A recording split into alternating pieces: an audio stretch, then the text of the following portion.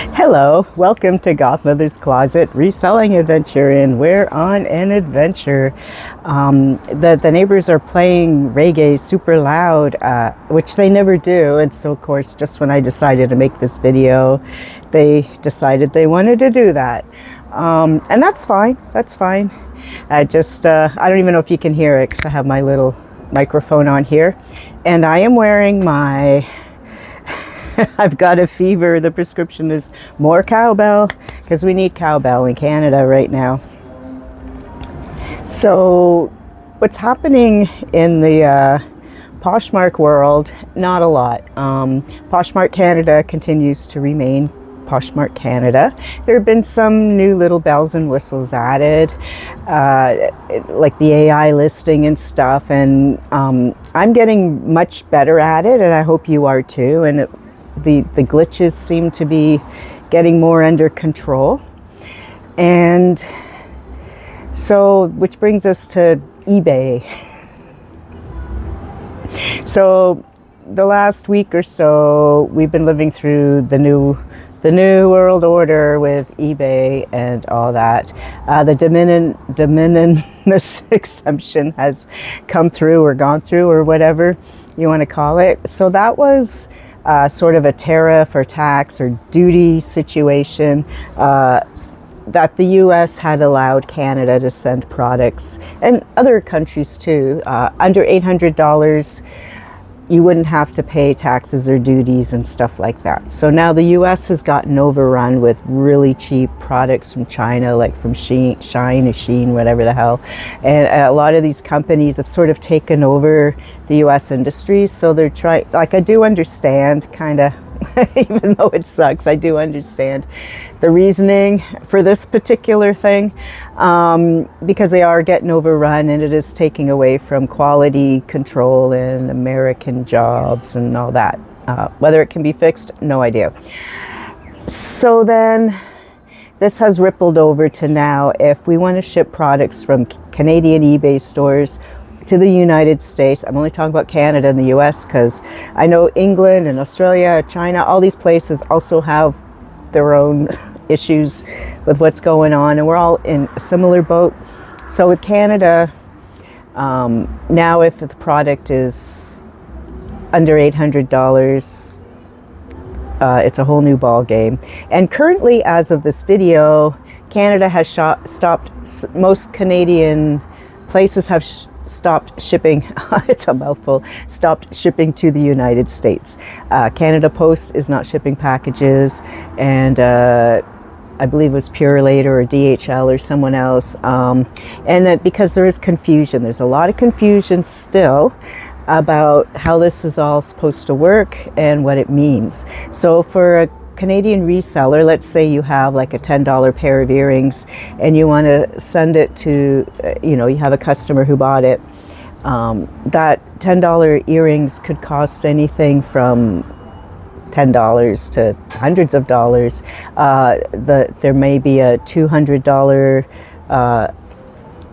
price tag placed on your package, because I've heard a lot of things are being just carte blanche, where any package has a $200 on top of whatever the customer paid. Then there's other ways and things, and it's just all confusing. No one's sure who's supposed to be collecting the tariffs and where they go, who gets them. Well, we know the United States gets them, but how, where do we send the check, all that. So a lot of places have kind of shut things down a bit until we can figure it all out. However, if you are sending a gift, not an eBay order, but a gift like a birthday present, and it's valued at under $100, you can still do that. You can still apparently send a package under $100 if it's a present to someone. And it gets complicated too, because let's say you sell a product on eBay Canada to someone in the States, and let's say you made it yourself. So you might have made something where it's a crystal from Brazil, the leathers from, I don't know, Canada, there's some beads from China, there's a little clasp from Hungary. So then you have to factor in all those countries and all their tariffs in the product you've made. And that's where things get complicated. And then if you're dealing with vintage and antiques, a lot of information isn't available anymore, so you don't know where it's made, so you can't fill out the forms properly, so that's causing a problem too. So what's happening in Canada is, the rule of thumb, and I see it all over all the YouTube channels, is to just stick with the eBay.ca stores. I have my Gothmother's closet is eBay.ca, and so with that, you can go in and turn off shipping to the United States. At first I had completely shut down all my stuff, but now I realize there is a spot where you can click shipping to the US, like you don't want to, so you can still ship everywhere else in the world, and so that's fine. And you know, just do that till we can figure it all out. So then there's the other idea that a lot of Canadians have a .com store, because they did do a lot of business with the States, and we all know .com gets way more exposure than .ca, of course, because it's American as opposed to Canadian. So the rule of thumb now, or the rule of thumb, or the advice, is to move all your stuff from ebay.com over to an ebay.ca store if you're in Canada. If you're somewhere else in the world, this doesn't apply. So then there's all these products that have just been launched over the last month or so. There's a couple of YouTubers who resell and they've created AI products. One's called List Easier, then there's another one called List something. It's another list thing. And so with these, the idea is you take a crap ton of pictures, you upload them, and then the AI goes through and you can list hundreds in a day, and all you need is the pictures, and that's all fine and well. And so a lot of people, I saw that List Easier has now made their product available for ebay.ca, so that the people that want to transfer their products from ebay.com to ebay.ca, it'll just take them seconds if they want to spend $100 on this program per month. So yeah, so List Easier, and the other one too, I believe there's $69, $70 a month US. List Easier, you can list up to 1,000 a month. I forget what the other one is. But I've did a video before, and actually I did a couple of other videos that I didn't upload, just talking about how that's all fine and dandy for the big sellers that have thousands of items, but then there are those of us that just have a few hundred and aren't interested in making this our full-time job in our life forever and all that. So for us, we're kind of not able to do that, because you know, I have like 100 items in my eBay store, and I have about 1,000 on Poshmark, and I'm slowly moving them over. You know, slowly, because I'm one person and I'm taking my time and I want to do it correctly. So the idea with List Easier, that you can list 1,000 things in a month or a day or whatever, and that's fantastic. But then I was looking at my store, and I only get 250 free listings a month. So if I listed 1,000 things in a month, then I would have to pay insert fees, 35 cents each or whatever it is, for the rest of those, and that seems expensive. And then that would go month to month to month. So now you're paying $100 for this magical AI instrument, and then 35 cents a listing for your thousands of listings. And suddenly, are you making that kind of money? Are you actually selling that well? They say, yes, things will fly off the shelves. But at the end of the day, you might be like me, where you're still just a one-man operation. Anyways, but it's up to you how you want to run your store, what your goals are. It's a game changer for those people that, you know, think they're self-employed, but you're really just I'm sorry, I get cynical when I say, work for yourself, spend 20 hours a day listing and buying and sharing and going to garage sales and cleaning up your products. And you know, I'd rather work in a real job. I'd rather write my books. But the things, you know, if you're like me, where I guess we're considered hobby or part-time, I'm just trying to move my own stuff, my estate stuff, my old children's stuff, and then now people know I do this, so they're giving me bags and bags of stuff. So I'm in a different boat than a lot of people. But I would suggest, though, that when you're doing some of these AI programs where you can list 1,000 a month or whatever, remember about those fees, because I know the different stores have different price allotments and stuff, but you know, you got to pay attention to that too.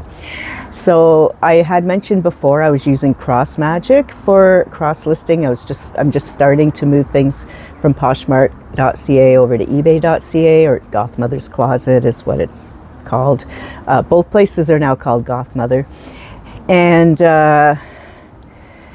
so I stopped using CrossMagic because my Poshmark, I'm selling a few items a week, and I'm realizing, you know, because I do have several things happening at once and traveling and stuff, that I might forget to remove something from eBay. So I finally got to a point where I really am getting serious about, you know, plumping up my eBay store. So I now bought the Prime Lister cross-listing app, which I've been watching, you know, since I started, but I just didn't feel like I was making enough money yet to justify the cost, because I think it's $40 a month.